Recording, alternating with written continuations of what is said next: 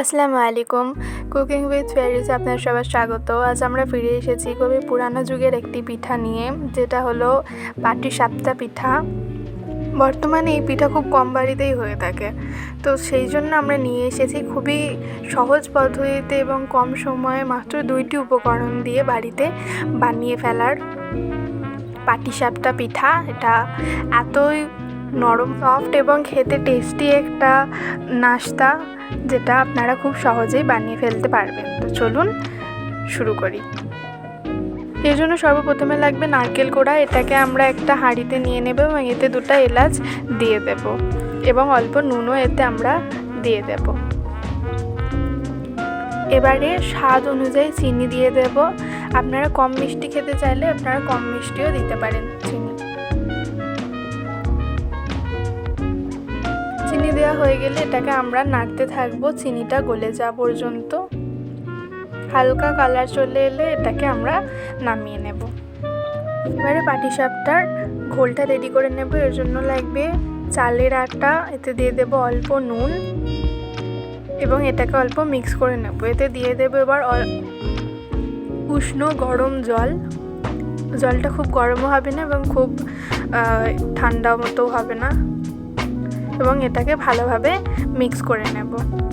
এর মধ্যে যেন কোনো গুটলি না রয়ে যায়।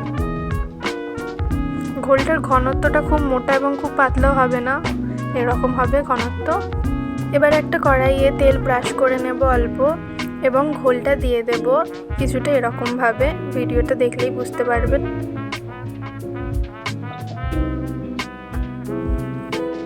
ঘোলটা কড়াইয়ে ছড়িয়ে দেওয়া হয়ে গেলে আমরা একটু অপেক্ষা করব এর কালারটা চেঞ্জ হওয়ার জন্য, এবং এতে বানিয়ে রাখা নারকেলের পুরটা দিয়ে দেব কিছুটা এইভাবে।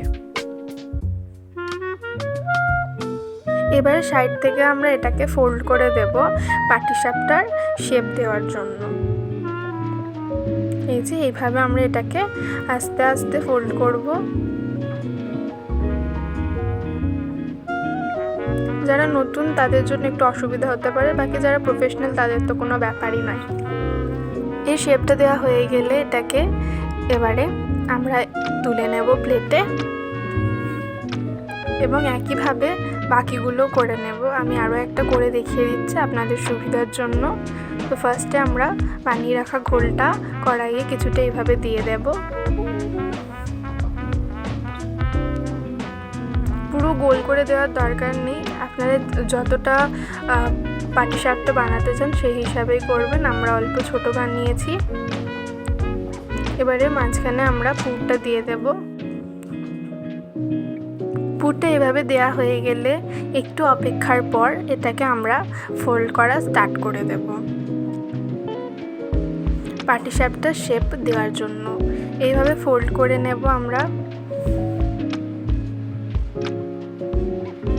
এবং একইভাবে বাকিগুলো আমরা করে নেব। আর এইভাবেই আমাদের পাটিসাপটাগুলো রেডি হয়ে যাবে। আমাদের সব কটা পাটিসাপটা রেডি হয়ে গেছে। ভেতরে নারকেলের পুর দিয়ে আমাদের এই সুন্দর পাটিসাপটা পুরানো যুগের কথা মনে করিয়ে দেয়, এবং আপনারা এটা একটু ট্রাই করে দেখবেন, এতটাই ব্যাপক হয়েছিল। ভিডিও ভালো লাগলে আমাদের লাইক কমেন্ট শেয়ার নিশ্চয়ই করবেন।